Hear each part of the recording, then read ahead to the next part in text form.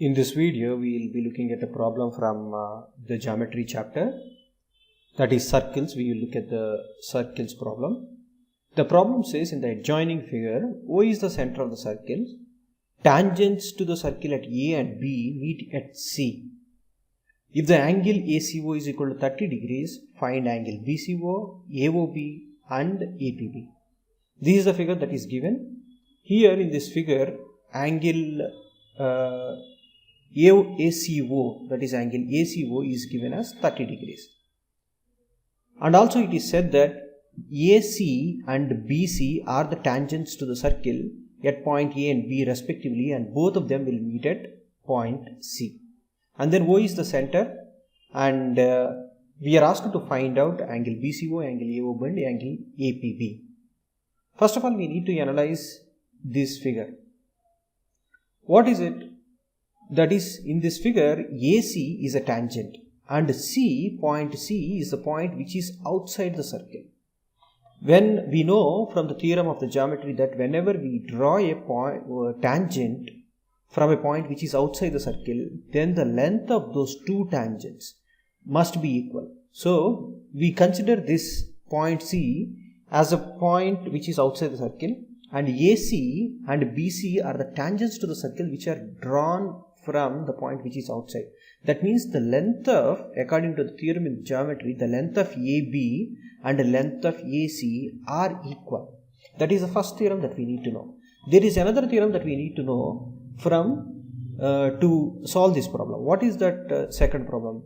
Second theorem. The second theorem is that at any point on the circle, if we draw a radius and also the tangent from the same point, then the angle between them is 90 degrees. That is the second theorem that we need to know. There is another theorem that we need to know to solve this problem is the angle subtended by an arc. So let's take this arc AB. So this is an arc AB. So the angle subtended by the arc at the center, that is at the center, that is subtended means angle made by the arc.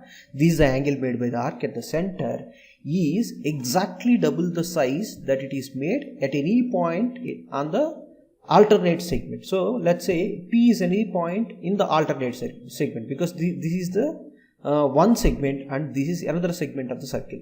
So the angle subtended by this arc at the center is double. This is double compared to the angle made by the same segment, same arc in alternate segment. That means this angle, double this angle. So these are the three theorems that we need to know to solve this problem. Let's now look at the problem closely. If we see, we need to find out angle BCO, angle AOB and angle APB. Let's take angle AOC. Let's take this triangle AOC. In this triangle AOC, we are already given this angle ACO as 30 degrees. If angle ACO is 30 degrees, we know from the theorem of the geometry that is angle between the radius and the tangent is equal to 90. So this is 90. If this is 90, if this is 30, total is 120, and we know the sum of angles in a triangle are 180 degrees. So the 90 plus 30 and this must be 60, because sum of angles in a triangle must be 180. So 90 plus 30, 120, remaining is 60. So this is 180. Then let's look at triangle BOC. Triangle BOC. In triangle BOC, if we see, triangle AOC and triangle BOC are congruent triangles. What are the congruent triangles? Congruent triangles means they are exactly same.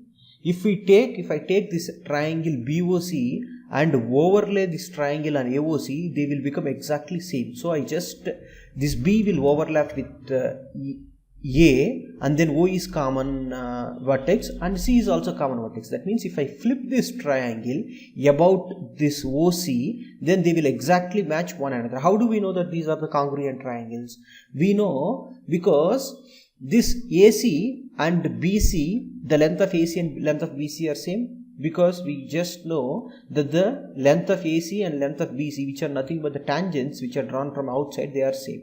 And also we know that length of AO and length of BO are also same, because both of them are radius.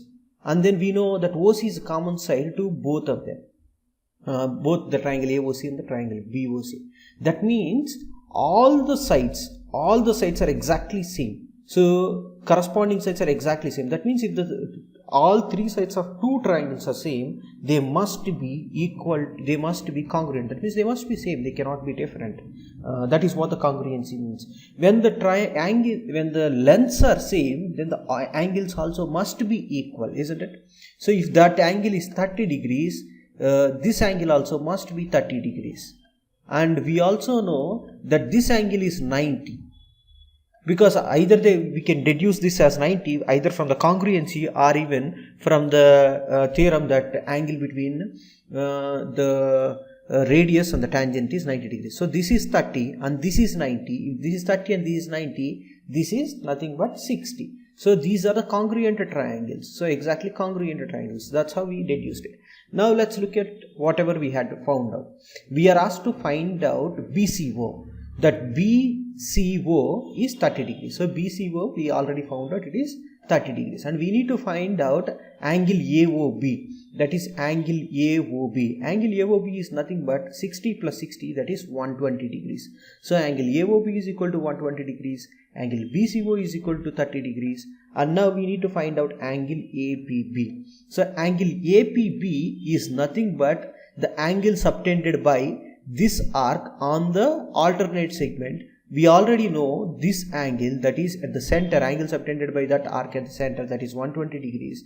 Then according to the theorem 3 we have just seen, we know that this angle subtended at the center must be double, which compared to the angle subtended by the same arc at the circumference. That is, this angle must be 60 because we know that the angle at the center is 120. So the angle at the circumference is 60 degrees. So angle APB is equal to 60 degrees. So this is how we need to solve this particular problem.